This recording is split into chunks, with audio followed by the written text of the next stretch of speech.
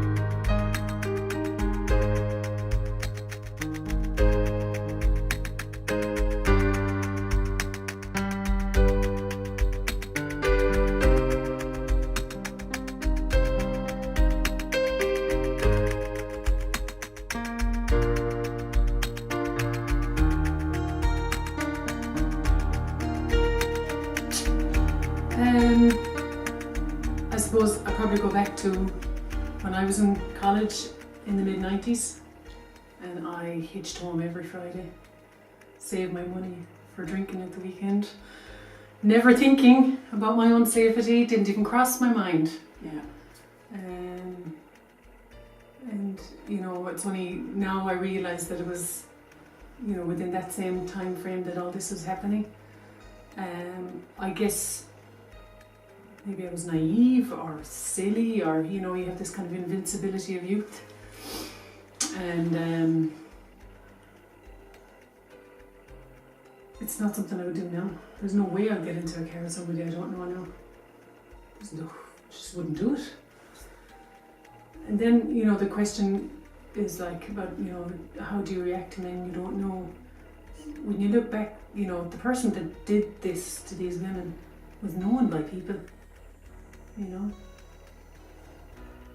I know you're not supposed to say who it was, but they were married, had children, they were known.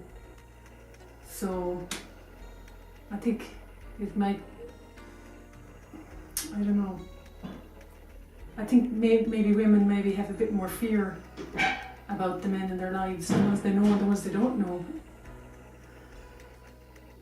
It's not, you can't just assume just because you've known somebody all your life that you really know them, because you don't. You don't know what goes on in people's heads.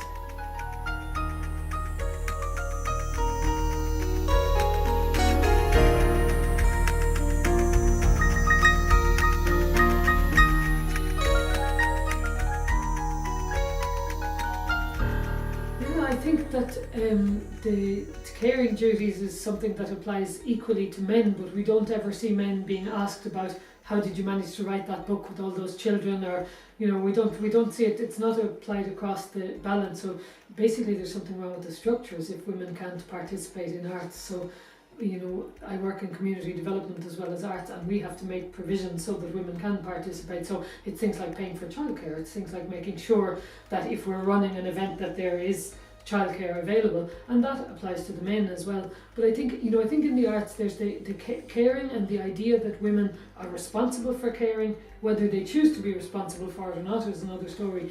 But there's also that idea of the woman as carer almost restricts the positions and views that a woman can have in the arts. You know, if you're supposed to be busy being caring, how are you supposed to express all of those other things, which are like, you know, you seldom see, for example, songs where women are angry at their children, whereas like most of the women I know are furious at their children a lot of the time. So, you know, so it's just going that it's within a palette, that the palette is almost restricted, because you would lose, you know, you would lose any audience almost if you step too far out of the realm. You know, a couple of the people that I think of, you know, the very obvious example is Sinead O'Connor, when she tried to tell the truth. Basically, she was written off immediately as having mental health issues, and I think that probably eventually contributes to people actually having mental health issues. If people tell you you're mad every time you feel something strongly, and I think that that's something that's applied to women much more often than it is applied to men. You know, men, they get the talented genius, whereas the woman gets, oh, she's not fulfilling her responsibility. But I think there's another thing, a slightly different thing, is in, I think that particularly as a queer person, that I have been excused of it a little bit, and that is, there's a certain way that straight women are expected to look before they're popular or successful in the arts. Now, that doesn't mean lots of people circumvent that, and particularly people that get kind of renowned later in life, but very often if you're a young woman starting out, there are ways you're supposed to be beautiful, first of all. You're not supposed to be, you know, if you think of all these women, these words that are used, you're not supposed to be hysterical, you're not supposed to be strident, you're not supposed to be, you know, every time these things are used, they are used in a negative kind of censoring way against you. And I think that we've internalised an awful lot of that barrier. The poetry that I do, it's one of the things, you know, spoken word poetry, it's one of the things where actually women can be angry on stage, and it's really interesting to see the almost inverted commas over-representation of queer women in spoken word poetry, and I think it's something to do with that. I couldn't put my finger on it, but it's something to do with that we're comfortable in appearing in ways that traditional feminine inverted commas woman wouldn't be accepted from them, you know, in terms of kind of standing yelling at people on stages and things like that. And I think that is not something that's allowed to younger women. So in that way, at a very deep level, our idea of ourselves as women prevents a lot of the forms of expression that we could have. And that's a very complicated way of answering.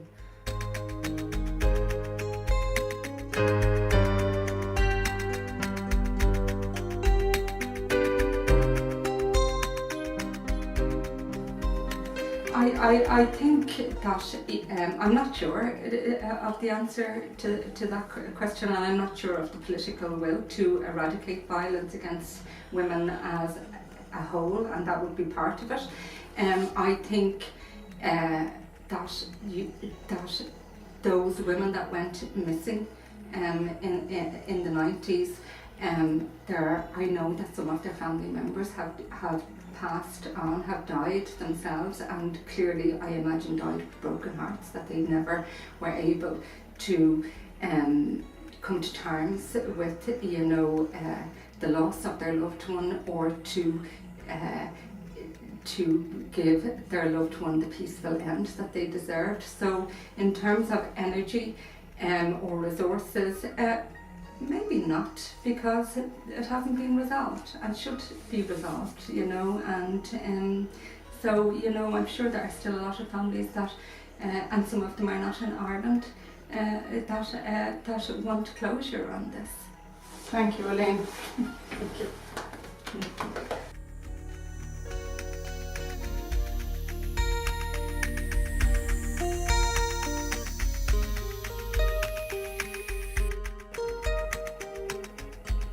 So the first thing I want to say is how sorry I am that this has happened. That my heart goes out to the families and the friends of these women. I can't even begin to imagine how terrible it is for them.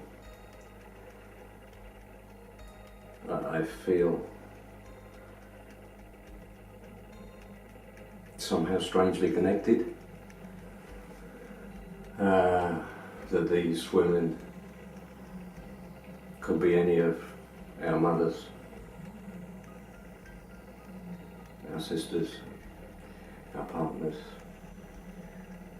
our wives, and our daughters. One of the women was called was Jojo Dollar,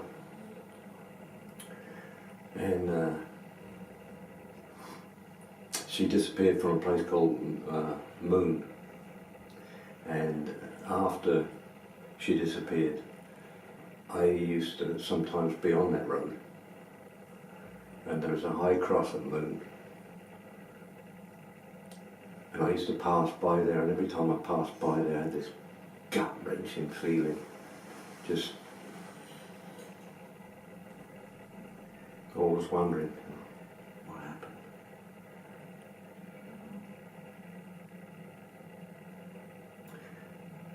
And of course, the truth is that we don't know, because if we knew, then these women would have been found.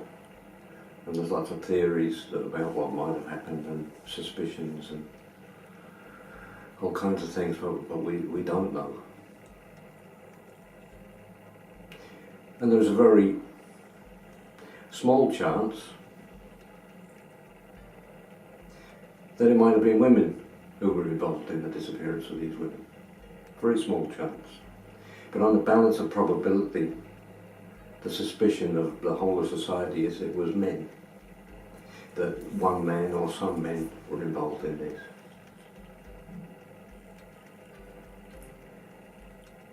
And as a man, I find that very difficult.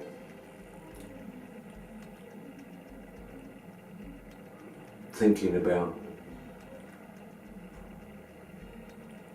the relationship between men as a group and women as a group.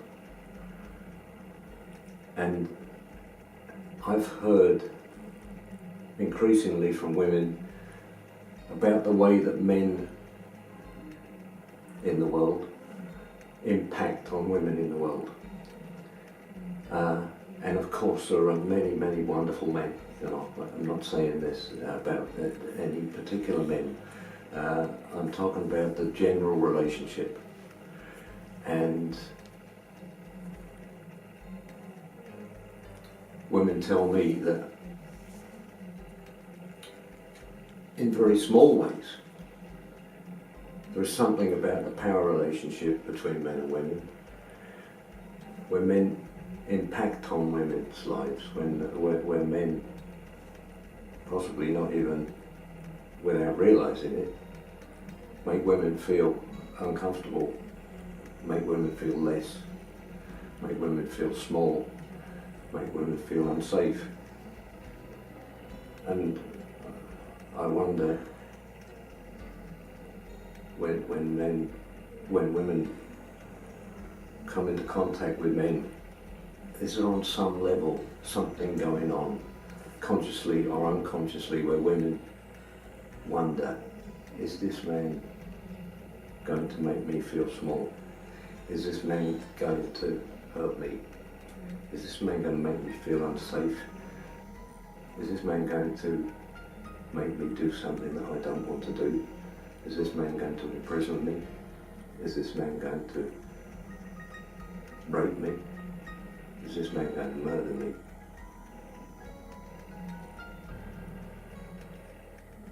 And I think that we really need to talk about this.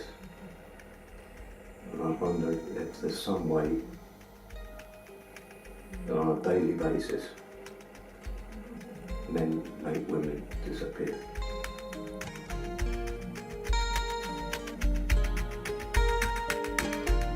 Thank you.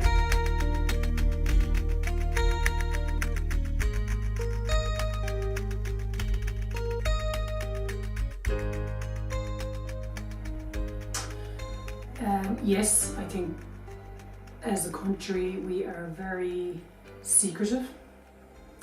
We don't like to take anything out into the open that could reflect negatively on us as a nation, or us as individuals, or our institutions. We like to paint this kind of, happy singing, all dancing image of ourselves as a country. And when something as horrific as this happened, I think the collective reflex was kind of, she shouldn't have been out hitchhiking on the road. And it's kind of like, it's victim blaming in another fashion. And I think also it's very easy to victim blame because it gives people this illusion that it'll never happen to them. So that's one kind of aspect, and I just think as a country, there's been a historic distrust of authority, but the fact is, for all those hundreds of years, we had an outside, governance and government, top down, thrown on top of us, and then once we threw that off, we took another one on. We took the church on, and I think this kind of happened maybe at a time when the church was beginning to get questioned and the authority was beginning to get questioned, but still people kind of were holding fast to that vestige of the church still at that stage. And I think it's only really in the last couple of years that, you know, we have decided that we need to start taking responsibility of ourselves as a country, and we need to, I guess, stop blaming victims for the things that happen to them. It's time now.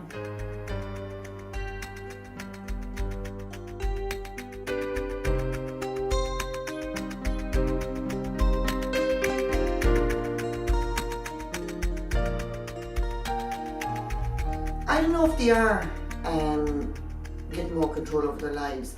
You know, you have great positivity, you know, with the recent referendum, with the equality referendum, and they're all hugely important to our society and to our communities. But then every so often you get a kick into the solar plexus, and it kills me when I read about the cervical cancer, that scandal this past year. You know, when you meet the likes of our local hero Ciara Breen, who is battling to stay alive. You know, that when you symphysiotomy, the mother and baby homes, you know, it goes on and on and on, and you don't hear these scandals to do with men and men's health and men's lives, and I find that hugely frustrating. That you know, every so often you think, okay, we're getting down to an even keel here now, things are happening, change is happening, but in reality, is it? No, you really do have to ask yourself, is it? And we have to fight, which I think, you know, I've said it to so many people with the cervical cancer scandal over the last few months. If that was a man's cancer, that wouldn't have happened. We haven't heard of any prostate cancer scandal. You know, it's just, I really think, you know, when the negotiations were being done with the clinic, you know, money was the factor. It wasn't, you know, how effective they were or how proficient they were, but money was the bottom line. And I find that you know, we all got a dollar price over our heads. Now, today's a bad day because this is on my mind the last few days, but I think in order to progress and in order to ensure that these things stop happening, you know, because I don't know what's next going to come out of the woodwork, and I'm sure something probably will, is that women need to really start supporting women. Women make up 51% of this community, of our society. We don't have 51% representation in politics, in economics, in any walk of life. Okay, probably about teaching, maybe about the only thing. And I think that we need to address that, and we need to support and applaud women that are willing to go that extra mile and do something that has been considered the man's domain in the past. But I suppose to get back to your original question, I think we're still being held back. I think that we don't have the same freedoms. We think we do as men, or the same respect within society as men, or the same opportunities as men. I always say, even to my nephews, the most powerful thing on this planet is a white male. And that's the reality of it. The white female isn't anywhere near as powerful. All right.